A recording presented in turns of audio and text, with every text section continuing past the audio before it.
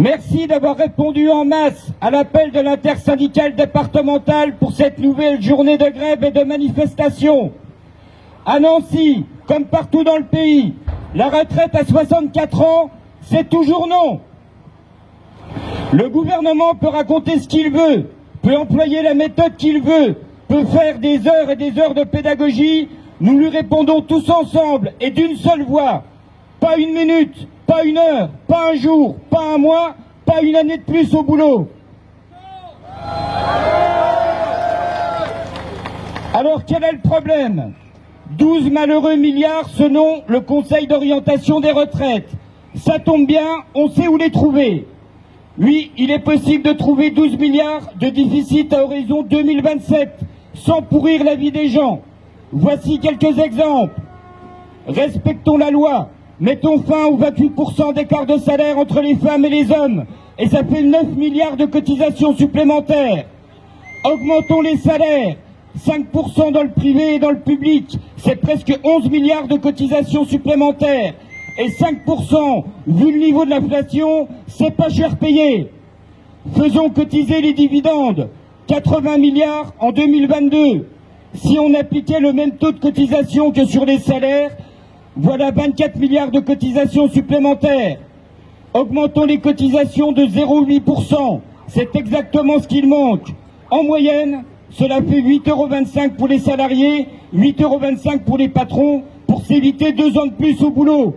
Ça vaut quand même le coup d'en discuter. La retraite, c'est d'abord et avant tout un choix de société. À la CGT, nous défendons une société plus juste et plus solidaire. Nous voulons du progrès social pour toutes et tous. C'est pourquoi nous défendons plusieurs revendications et nous portons une autre réforme des retraites. Avec la CGT, la retraite, c'est 60 ans pour toutes et tous. Avec la CGT, la retraite, c'est à 55 ans pour les métiers pénibles.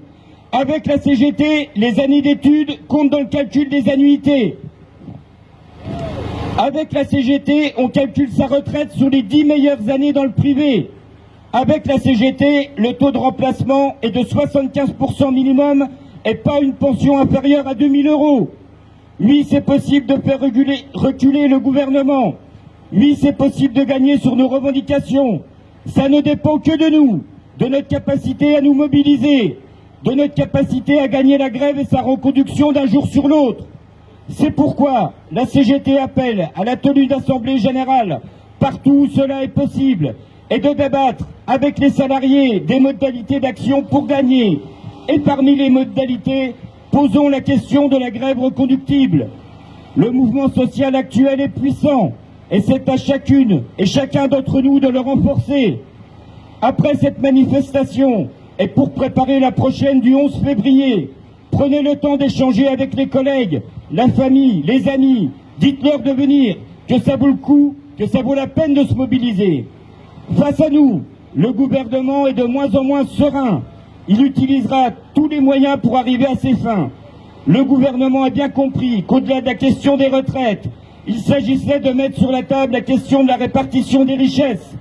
Il a bien compris que nous avions bien l'intention d'aller chercher les 8,7 points de valeur ajoutée qui sont passés de nos poches à celles des patrons depuis 1982.